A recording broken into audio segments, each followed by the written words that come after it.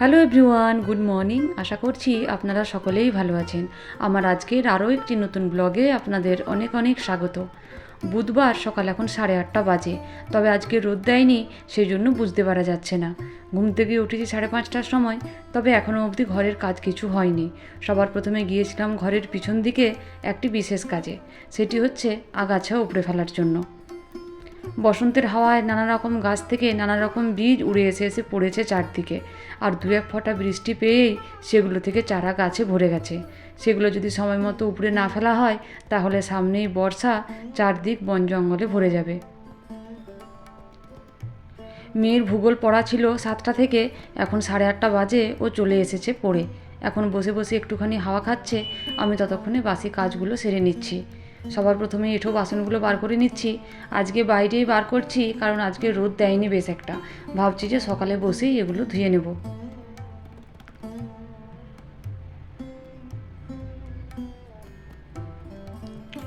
কাজে দেরি হওয়ার আরও একটি বিশেষ কারণ হচ্ছে, সকালবেলায় এই যে আমসি কাটতে বসেছিলাম। অনেকগুলো আম ছিল, আর এই যে আমগুলো, কিছু আম একদম সেই পাকা পাকা মতো হয়ে গেছে, আর কিছু আম একটু একটু কাঁচা মতো আছে। পাকাগুলো আলাদা কেটে নিয়েছি, আর কাঁচাগুলো আলাদা কেটেছি। আমের ভেতরে এখনও অবধি বীজ হয়নি, কিন্তু ওই যে অনেক দিন বাসি পড়ে আছে না, সেই জন্য একটু পাকা টাইপের হয়ে গেছে, নরম আর কি। তো সেইটা আলাদা কেটেছি, আর এই যে একটু শক্ত মতো আছে সেইগুলো আলাদা কেটেছি। এবার এগুলো নিয়ে চলে যাব ছাদে। সিঁড়ি ঘর থেকে 2টো বস্তা নিলাম, চালের বস্তা, এইগুলোতেই মেলবো।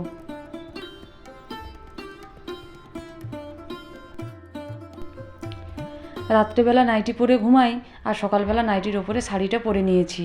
আজকে যেহেতু রান্না নেই, সেহেতু এখনও অবধি ফ্রেশ হওয়াও হয়নি, ঠাকুর প্রণাম করাও হয়নি। ভাবছি বাসি কাজগুলো আগে সব সেরে নিই, তারপর একেবারে ফ্রেশ হয়ে ঠাকুর প্রণাম করে নেব। সেই জন্য এখনও অবধি চেঞ্জ করা হয়নি। চলে এসেছি ছাদে, এবার আমসিগুলো ভালো করে মেলে দেবো।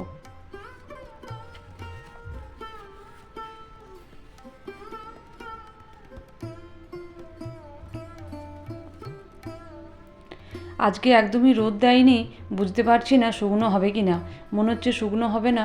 আমগুলো মানে যেভাবে আমসি কাটা হয় লম্বা লম্বা, সেইভাবে কিন্তু আমি কাটিনি, কারণ ওইভাবে আমগুলো কাটা যাচ্ছিল না।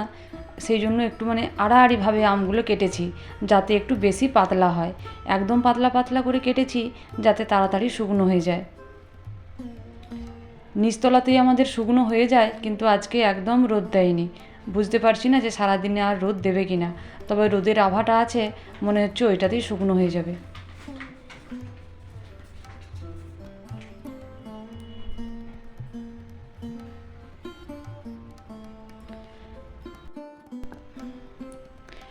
আমসিগুলো সব একটা একটা করে মেলে দিয়েছি, মানে যতটা সম্ভব পাতলা করে মেলা যায়, কেউ কারোর সঙ্গে লেগে নেই, যাতে তাড়াতাড়ি শুকনো হয়।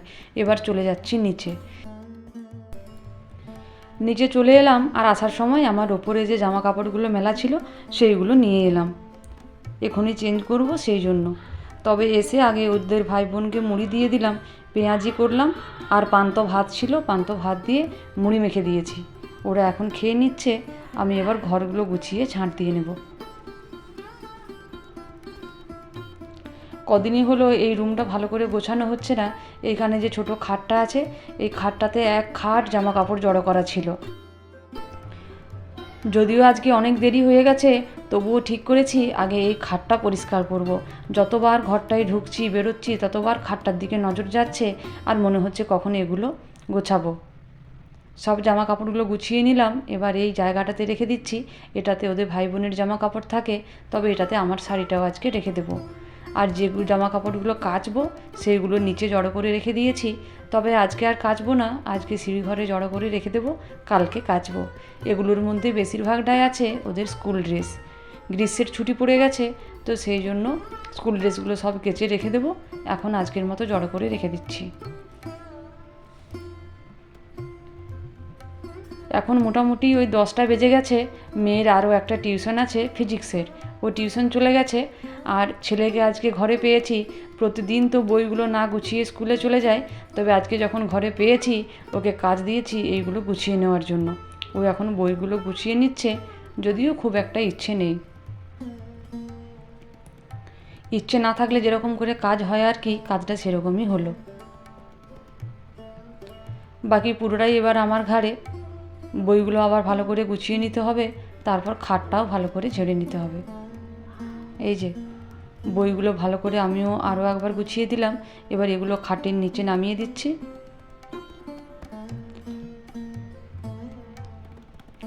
বই খাতার সঙ্গে শুধু তো বই খাতায় নয়, কত কিছু যে থাকে তার কোনো ঠিক নেই। যদিও বা ছেলের একটু কম, মেয়ের তো আরও বেশি। বই খাতা কলম পেন্সিল রাবার সেগুলো তো থাকেই, তার সঙ্গে নেল পালিশ গার্ডার ক্লিপ টিপ পাতা সব কিছু থাকে। সেই জন্য একটা ঝুড়ি করেছি, ওই যে খাটের তলায় রাখা আছে। এক খাট যা কিছু মেলা থাকে সব ওই ঝুড়ির মধ্যে ঢুকিয়ে নিয়ে খাটের তলায় রেখে দিই। বিছানাটা ভালো করে ঝেড়ে নিলাম। এবার পরিষ্কার করে ঘরগুলো ঝাঁট দিয়ে দেবো। ঘরগুলোর থেকে উঠোনটাই যেন তাড়াতাড়ি ঝাঁট দেওয়া হয়ে যায়, কারণ উঠোনটা আয়তনে বড় হলেও এত কিছু তো আর উঠোনের মধ্যে থাকে না, তাড়াতাড়ি ঝাঁট দেওয়া হয়ে যায়। ঘরগুলো ঝাঁট দিয়ে ময়লাগুলো বার করে নিয়েছি। এবার বারান্দাটা ভালো করে ঝাঁট দিয়ে দিচ্ছি।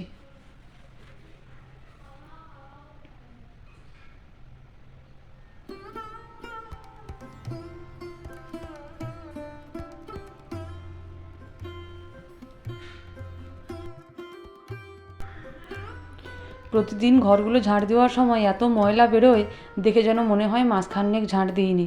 কিন্তু সারাদিনে অন্তত 3 থেকে 4 বার ঘরগুলো ঝাঁট দেওয়া হয়। তুলনায় উপরটা একটু কম ঝাঁট দেওয়া হয়। উপরটা সত্যি কথা বলতে কি প্রতিদিন একবার করেই ঝাঁট দেওয়া হয়। আবার কোনো কোনো দিন হয়তো গ্যাপও হয়ে যায় যখন মা না থাকে। তবে উপরতলারও ওই একই অবস্থা, ময়লা নিচতলা উপরতলা একই হয়। বাবার ঘরটাও ঝাঁট দিয়ে বার করে নিলাম। এবার ময়লাগুলো ডাস্টবিনটাতে কুড়িয়ে নেব।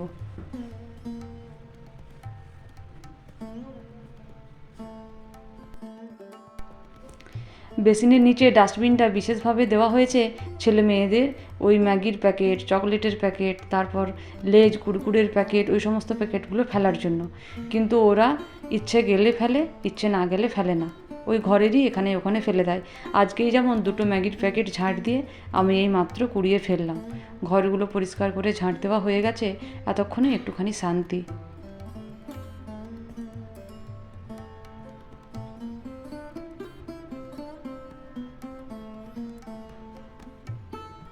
এই যে বাবার ঘরটাও পরিষ্কার করে ঝাঁট দিয়ে দিয়েছি, আর চেয়ার 2টো বারান্দায় না রেখে বাবার ঘরটাতেই রেখে দিয়েছি।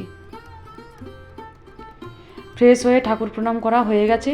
এখন সবজিগুলোও কেটে নিয়েছি, কেটে ধুয়ে একেবারে রেডি করে নিয়েছি রান্নাটা বসাবো বলে।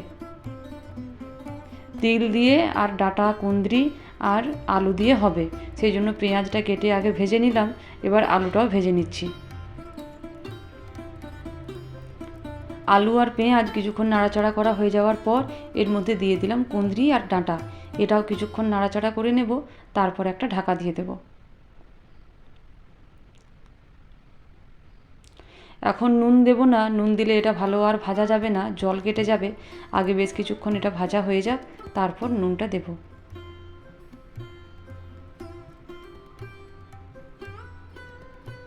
এই যে কিছুক্ষণ ঢাকা দিয়ে দিলাম, তারপর 5 মিনিটের মতো ঢাকা দিয়ে রেখে আবার খুলে নিলাম।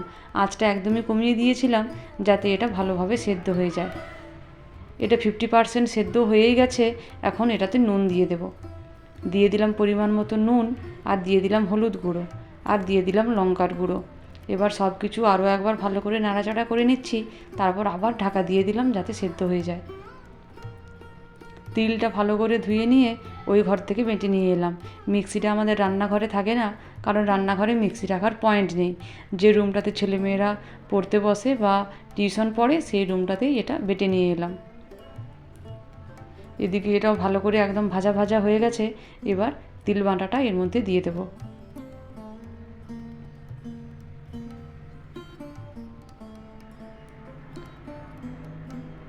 তিল বাটাটা দিয়ে ভালো করে নাড়াচাড়া করে নিলাম। আর এদিকে করলা চচ্চড়িটাও হয়ে গেছে।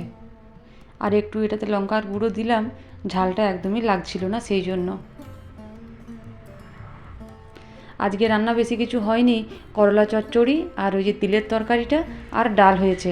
ওর বাবা দোকান থেকে এসে বলছে যে একটা ডিম ভাজো, সেই জন্য ওদের 3 জনকে 3টে ডিম ভেজে খাবারটা দিয়ে দিলাম। তারপর এই যে সমস্ত বাসনপত্রগুলো আমি ধুয়ে নিয়েছি, এবার স্নান করতে যাব। ঘড়িতে এদিকে বেজে গেছে 3টে। সকালে বাসনগুলো বার করেছিলাম বাইরে ধোবো বলে, কিন্তু ধোয়ার সময় হয়নি। সেই সব বাসনগুলো রান্না বান্না খাওয়া দাওয়া সব কিছু হয়ে যাওয়ার পর সব বাসনগুলো একসঙ্গেই ধুতে হয়েছে।